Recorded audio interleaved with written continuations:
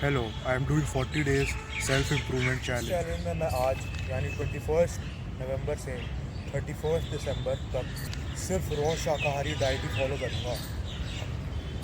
मतलब नो मांस, eggs and package food. Package food मतलब दूध, दही, घी, butter. My diet will primarily consist of dry fruits like almonds, cashews, अखरोट, थोड़ी सी किशमिश, डेट्स, अंजीर और भी अलग अलग चीज़ें। दालें दुनिया भर की, राजमा, मूंग की दाल और चने, उन्हें रात में भिगोकर स्प्राउट्स की तरह सुबह कंज्यूम करूँगा।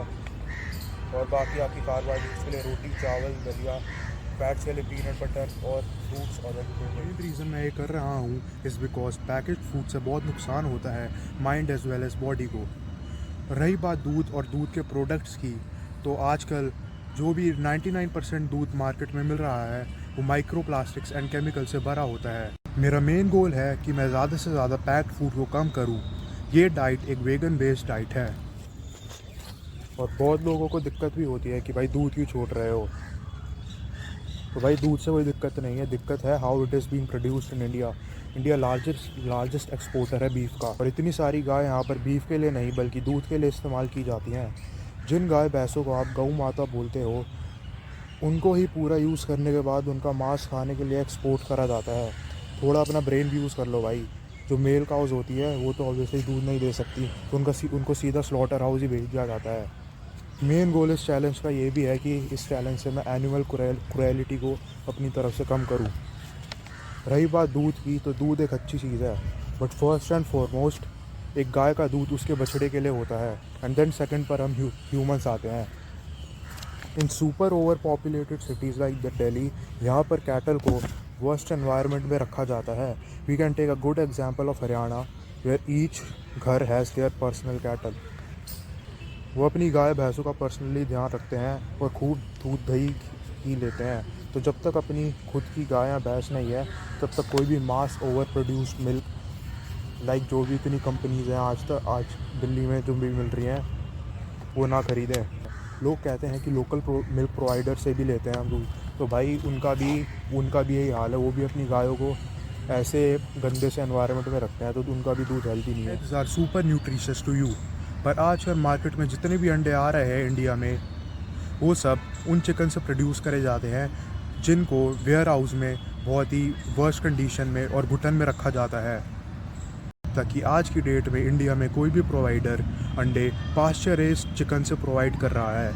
आजकल भी अंडे मिल रहे हैं वो केज फ्री या फिर फ्री रेंज चिकन से आ रहे हैं, जो कि आपकी हेल्थ के लिए बिल्कुल भी सही नहीं है। डाइट समझ आ गई, तो बारी है बॉडी बिल्डिंग की। नाउ मैं हफ्ते में 3 दिन वर्कआउट करूँगा। पहला दिन शोल्डर डे का प्लान रहेगा shoulder push 5 sets 12 reps each, then lateral raises 3 sets 12 reps, then dumbbell shrugs 3 sets 30 reps। दूसरा दिन होगा बैक एंड बाइसेप।